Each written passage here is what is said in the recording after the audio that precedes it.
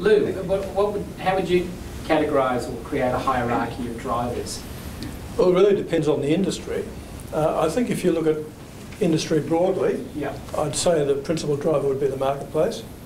People respond to what they see as being demands in the marketplace, or they see responses to cost pressures, which I think is another part of the market in a way. Being energy cost pressures or cost pressures in general. Right. Whereas I think in the clean tech industries it would be government policy, because that's driven a lot of the market positions, if you like.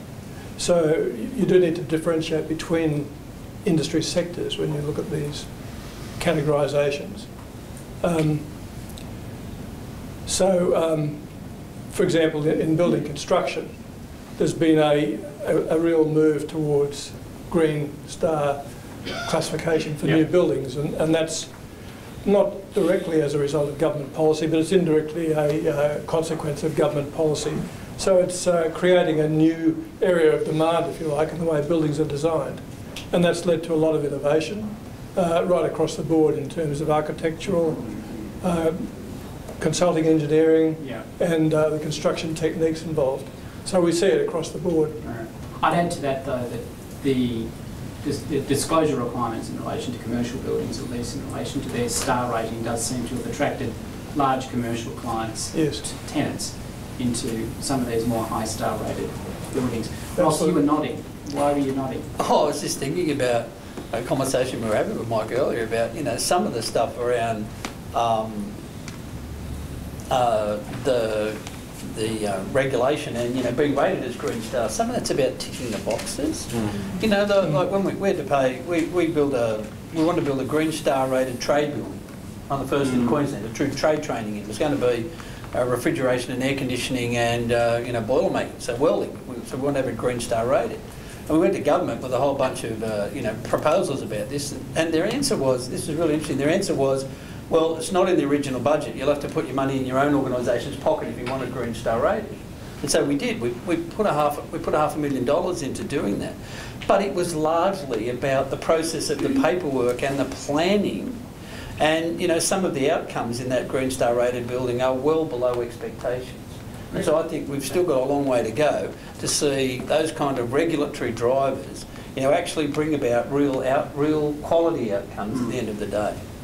Tom, you're all about incentives rather than necessarily regulatory drivers, but what you do is as a result of a regulatory driver. It's interesting. I've just been having a think about some of the comments that are being made at the moment, and from my perspective, I actually see the impact of the stick. Never in my experience delivering government programs, which is now 12 or 13 years, have I seen so many external parties, companies in this case, respond to a regulatory environment so quickly and so decisively, I suppose. And I'm speaking about the firms that are accessing the clean tech investment program here, and I know we were talking about innovation and the investment program's not innovation, but what I've found is that sometimes companies that are accessing the clean tech investment program are actually putting in place what are quite innovative sort of technologies, and in some circumstances those technologies need to be sort of fine-tweaked and optimised for their business processes in order to make sure that they work and deliver the emission savings that they're seeking from the project. So I think there's big I innovation and then there's small I innovation, and in some of these sort of plant and equipment refit projects we are seeing some sort of innovative solutions to problems. But as to whether it's an incentive or it's a sort of like a what would you call it, a regulatory impost that's driving action, I think it's a combination of both. I know for a fact that there's a large part of the meat processing industry were very happy to wash their wash water into anaerobic lagoons, which subsequently just emitted methane into the atmosphere ad nauseum. They have now been encouraged, for want of a better word, to put in place quite innovative measures such as covered anaerobic lagoons, and to call a wastewater pond a lagoon for me was always a bit strange. But they cover these wastewater ponds with plastic, duct the emitted gas off and scrub it, and then they burn it in a gas boiler. And the gas boiler is replacing a coal boiler. So you can see that there's a massive saving there. They're instant winners, these projects, and they're delivering a lot in terms of emissions reductions. And seriously, I think, 2 years ago, they were on no one's drawing boards. So it's a real combination of both. It's the carrot, it's the stick, and I'm sort of pretty happy to sort of say that, yeah, it's a combination of both those. It's a double-edged sword, isn't it? I think prolific natural resources can lead you to rest on your laurels. We had low electricity prices for decades, so we were very energy inefficient.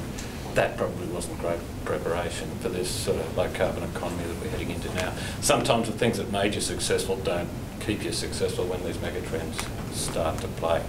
And usually these require sort of industry-wide answers, and one player never has all of the answers. So I find myself increasingly drawn into sort of industry transition subjects, like the decentralisation of energy and the electrification of transport's one we've worked on with City Smart here, with electric vehicles. The shift from fossil to biofuels for aviation is one we're working in collaboration with UQ, AIBN and Roberts here.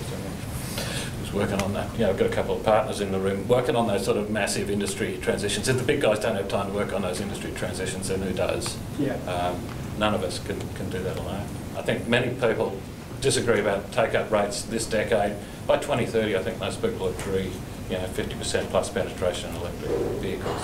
Aviation biofuels is the other one. I think there's one that's driven by the industry itself, saying that we need to grow carbon neutral from 2020.